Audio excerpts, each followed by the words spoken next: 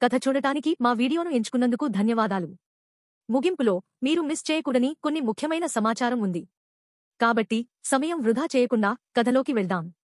ఒక చిన్న గ్రామంలో ఒక పేదవాడు కానీ నిజాయితీపరుడు నివసించాడు. అతను గణేశునికి గొప్ప భక్తుడు. అతను ప్రతిరోజూ భక్తితో ప్రార్థించేవాడు మరియు మంచి జీవితం కోసం ప్రార్థించేవాడు. ఒకరోజు అతను పని వెతుక్కోవాలని నిర్ణయించుకున్నాడు మరియు మరొక గ్రామంలోని ఒక ధనవంతుడైన భూస్వామిని సంప్రదించాడు. సార్, నేను పని కోసం చూస్తున్నాను. నాకు ఉద్యోగం ఇవ్వండి అని మర్యాదగా అన్నాడు. ఆ జిత్తులమారి జమీందార్ నవ్వాడు. నాకు 1 సంవత్సరం పనిమనిషి కావాలి. ఆ సంవత్సరం చివరిలో నేను నీకు 3 బంగారు నాణేలు జీతంగా ఇస్తాను. కానీ నువ్వు నా పనుల్లో దేనినైనా పూర్తి చేయకపోతే నేను 1 బంగారు నాణెం తీసివేస్తాను. ఒప్పుకున్నావా అని అడిగాడు. జమీందార్ చేసిన ఉపాయం తెలియక ఆ అమాయకుడు అంగీకరించాడు. అతను 1 సంవత్సరం పాటు నిజాయితీగా పనిచేశాడు. చివరి రోజున అతను తన జీతం తీసుకోవడానికి వెళ్లాడు. నేను డబ్బు చెల్లించే ముందు మీరు 3 సాధారణ పనులను పూర్తి చేయాలి, ఇంటి యజమాని చెడు చిరునవ్వుతో అన్నాడు.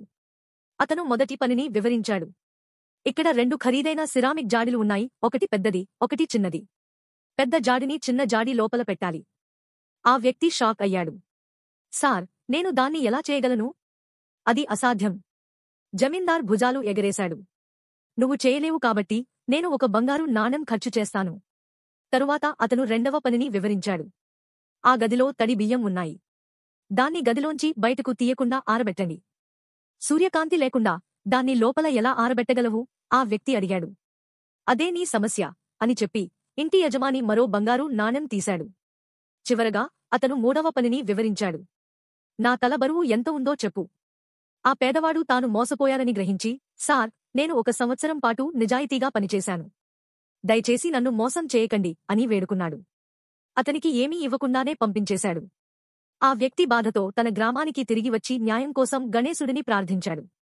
తన భక్తుడి దుమఖాన్ని విన్న గణేశుడు ఆ ఇంటి యజమానికి గుణపాఠం నేర్పాలని నిర్ణయించుకున్నాడు. అతను ఒక సాధారణ వ్యక్తి రూపాన్ని తీసుకుని జమీందార్ ఇంటికి వెళ్లాడు. సార్, నేను పనికోసం చూస్తున్నాను. నన్ను నియమించుకోగలరా?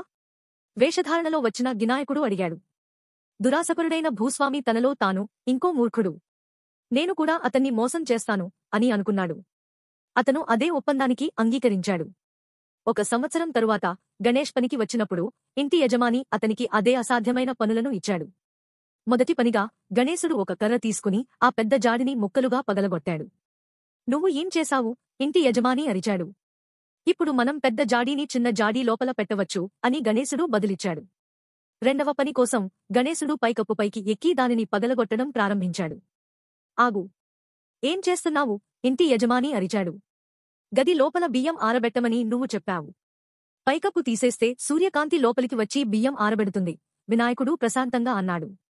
3వ పని కోసం గణేశుడు తోట నుండి 1 పెద్ద గుమ్మడికాయను తెంపాడు. నీ తల ఈ గుమ్మడికాయ బరువుతో సమానం. నేను దానిని 1 త్రాసుపై పెడుతున్నాను, నీ తల ఒక వైపు, గుమ్మడికాయ మరోవైపు.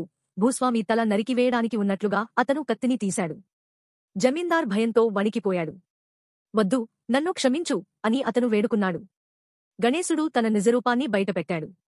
నా భక్తుడిని మోసం చేశావు, కాని ఇప్పుడు గుణపాఠం నేర్చుకున్నావు. అతని జీతం మరియు నీ తప్పులకు అదనంగా వచ్చిన బంగారాన్ని తిరిగి ఇవ్వు. భయపడిన జమీందార్ అతనికి 6 బంగారు నాణేలు ఇచ్చి ఇంకెవరినీ మోసం చేయనని వాగ్దానం చేశాడు. గణేశుడు తన నిజమైన భక్తులను రక్షిస్తాడని తెలుసుకుని ఆ పేదవాడు సంతోషంగా జీవించాడు. మీకు కథ నచ్చిందని ఆశిస్తున్నాను. నేటి పిల్లలు పుస్తకాలు చదవడం కంటే వీడియోలను చూడటానికి ఇష్టపడతారు.